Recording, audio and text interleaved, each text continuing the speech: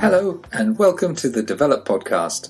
I'm Ben Gilbert, and over this year I've been hosting a series of episodes which explore how the Salvation Army is working within different communities around the world. Which brings us to the last of this series of 2020. I'm speaking to Ellen Vanderhill, who supports health programs within the Salvation Army. Now, we know that clean water is still an urgent need in many parts of the world. But building toilets and pipes for clean water, as crucial as these might be, might not make much of a difference if attitudes and perceptions of hygiene are not addressed too. So I'm speaking to Ellen on this week's podcast, who explains how football coaching and hygiene are more closely linked than we might think. Well, Ellen, thank you so much and allowing me to take some time into your busy schedule. So would you just introduce yourself first of all? My name is Ellen Vanderhill and I'm working on the International Development Department in the Netherlands. The topic I'm addressing is health, water and sanitation and anti-human trafficking. So tell me a little bit about how you got involved with the Salvation Army and your background.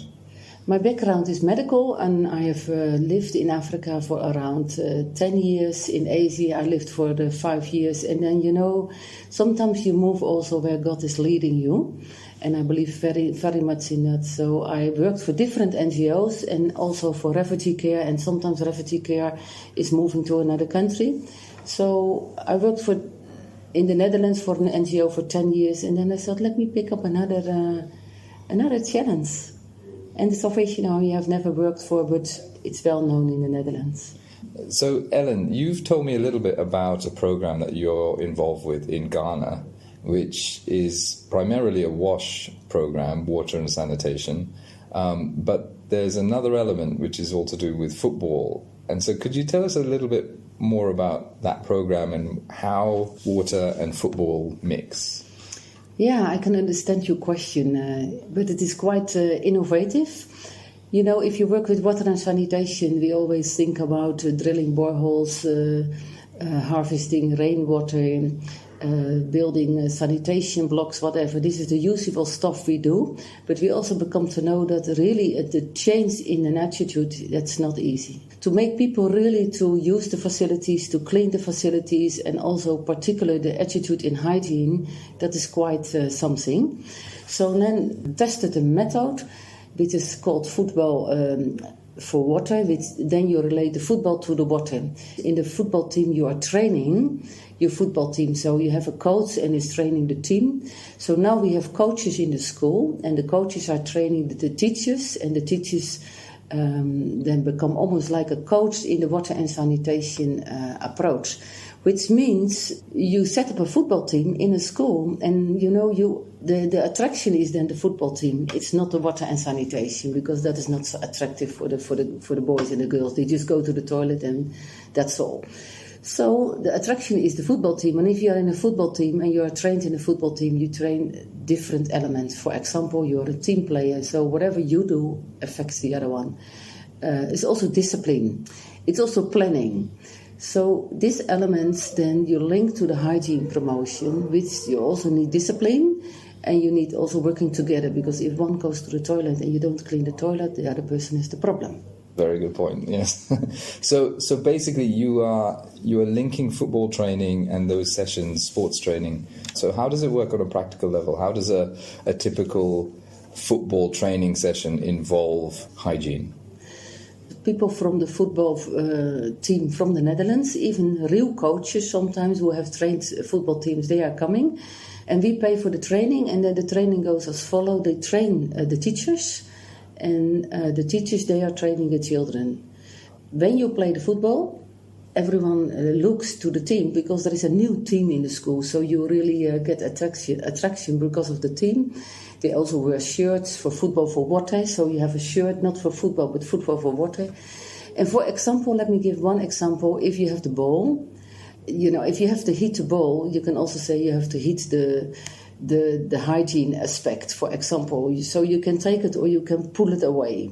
So that kind of linking, it's there in the football. But particularly also working together. I think the working together is most of them. So if one person does something, it affects another one. So we also talk, for example, about cholera. Many people are not hygienic. You can easily get cholera, but if you're all cautious about it, then it means all of you pay attention to it. Another one is also, they also train people how to make a planning. So it's the practical part, but also how do you do the planning. So they sit with the school management, the parents, the PTAs, the Parent-Teacher Association. Yeah. They sit together and then they also make a plan for the school. So what kind of changes, Ellen, have you seen in the school? It was quite amazing what I've seen, because I'm already for long in the development sector, maybe already for 25 years. But really, again, to achieve attitude change is not easy. But the attraction to the football and the water makes children to be very creative and to see the link about hygiene and their own responsibility. So, for example, I saw increase in hand washing. I saw an increase that people all leave the toilets a little bit more clean than usual, because they know there is also control on it. So if you leave the toilet dirty and another one comes and see the toilet dirty, you are reported now. And before maybe you were not reported. But maybe you are not reported, you are just pointed to your responsibility because you just had a training, and if you don't pick up your responsibility. So it's more appealing on responsibility and participation than in controlling, and I think that's the key. And another good example I saw, this was a boy, and he was giving me an answer that he also had the relation between his personal hygiene. So he went home and said, I need more bathing, and we also have to use soap at home because sometimes maybe we are smelling. So if the whole family members have to do that, not only me. And another example was just a notebook. So one of the child shows his notebook to me and say, look how clean my notebook is. Because usually it was just dirty, or I did not have the link between my notebook and personal hygiene, or just hygiene in general. Mm-hmm. What we also hope is that the children become an agent of change. And that seems maybe a little bit tricky, but if the children pick it up, they will also talk about it at home. And you hope that the parents are also asking questions and also get that knowledge and also will put it in practice. That's also quite funny, because I talk to some parents and then they say, it's not easy if your child comes home and knows something better than you, or he pretends that he knows something better. So the child was just pointing to the parents and say, we need more personal hygiene in our own latrine at home. So first they say it's not easy, but finally when they listened to the child and saw that the child was very serious, they picked it up and say, we are responsible as a whole family. And then the child, of course, is still proud that he is the one who point to the parents. Is this training for girls and for boys? Yes, it's for girls and for boys, but there is a special aspect for girls. And that is also a new pilot that the Salvation Army is also piloting first in Ghana, and now we're also piloting in Indonesia. That when we have sanitation blocks, we build one room extra, and we call that a changing room, where the girls, when they have the menstruation period, then they can go and wash themselves and change. And before, they feel very embarrassed, they feel not secure, and many girls are just staying at home. So if you count 1 week in 1 month, so then 3 months almost they did not go to school. So we saw also a change there, that the girls are coming to school because now they feel secure, there is water. Secondly, there is a changing room. And thirdly, it's the attitude change. Because what we also did is a lot of role plays in the classrooms. And then we talked openly about the menstruation period. So in my youth, we never talked about it. And maybe also when you were at school, you don't talk about these things. So if you start openly talking about this in the classroom, then you also remove taboo. And that means now the girls feel very secure, so they come to school. So when you link it to the education program, it means then that also the girls are not missing 3 months education. And how does this then... So just explain a little bit more about how the girls are involved with the football training and the sessions there. In the football, we just mixed, so it's just boys and girls together. But sometimes they want to have a boy team or a girl team, which is allowed. But mostly the girls are not playing football in the African context in this case. But they pick up interest now, so they also thought, why not playing also football? But when it comes to the training for the changing room, we give special sessions for the girls about the changing in the body and the menstruation period. But when it comes to using the sanitation block, we put them again together. Because if you only teach the girls and then you left the boys behind, they can still laugh about it, or there is still maybe taboo. Yep. So to break the taboo, we have also role plays. So it's additional on the football for water. And so this model then of using sports, or football in this case, and to introduce wash and hygiene training, presumably then you can use the same model to work with other topics, not only like hygiene, but there must be other stuff that you can use the same things. You're using sports to tackle conflict or peace building, that type of thing. Does that happen as well? Yeah, that's also the aim, and it happens already. And I think the football for water is not the only example. When I was traveling, I also hear other examples where they also link football to different topics. So we are not only unique. Maybe for the Salvation Army, it's the first time that we are doing it.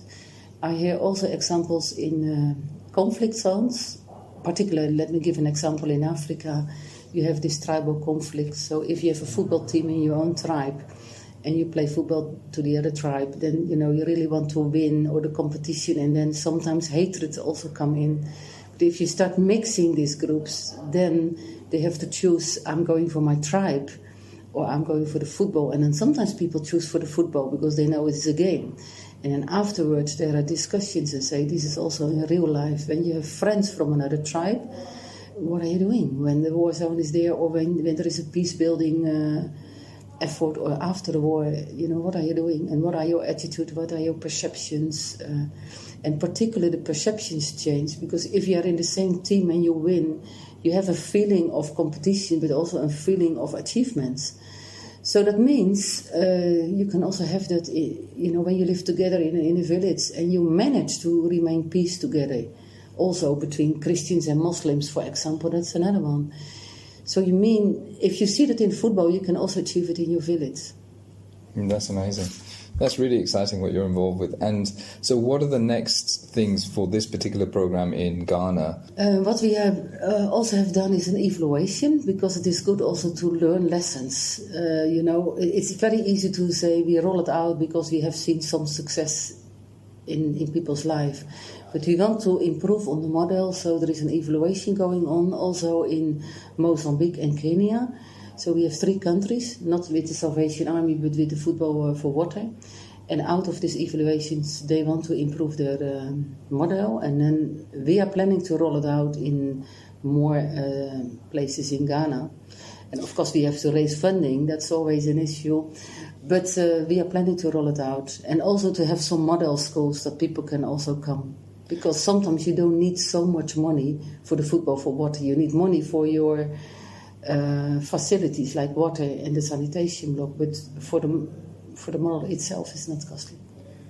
And what would you say, just in summary, what are some of the key lessons that you've learned from just being involved in this program? Be creative, Sometimes we take it for granted, the creativity. You just think, people need water, so we just build facilities and we give them knowledge, and then you go away. And we know.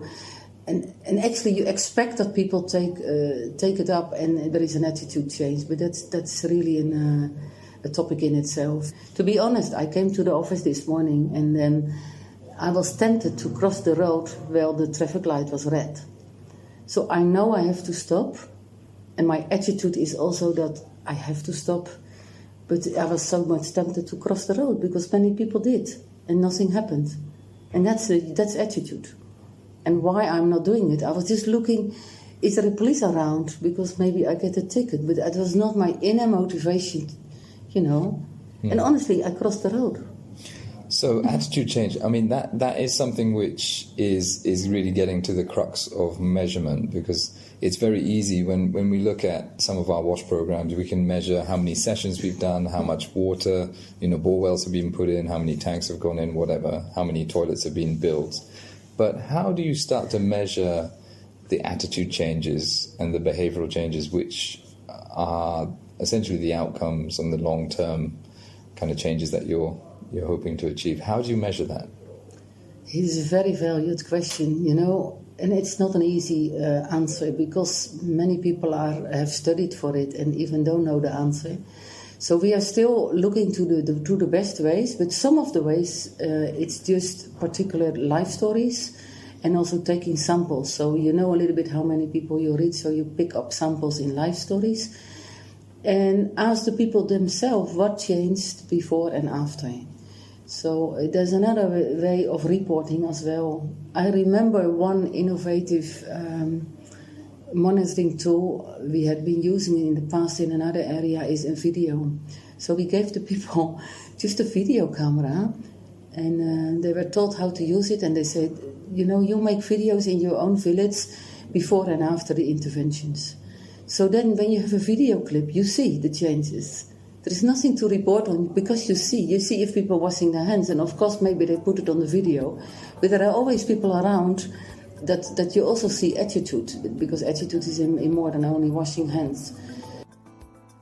My thanks to Ellen for explaining some of the innovative ways that the Salvation Army and others are addressing sanitation around the world. As always, you can find out more information on our website www.salvationarmy.org.uk/ID. We're on Twitter, Facebook, Instagram and YouTube. Follow and subscribe for news of upcoming episodes. Thanks for listening. Have a great Christmas, and we'll be back in the new year.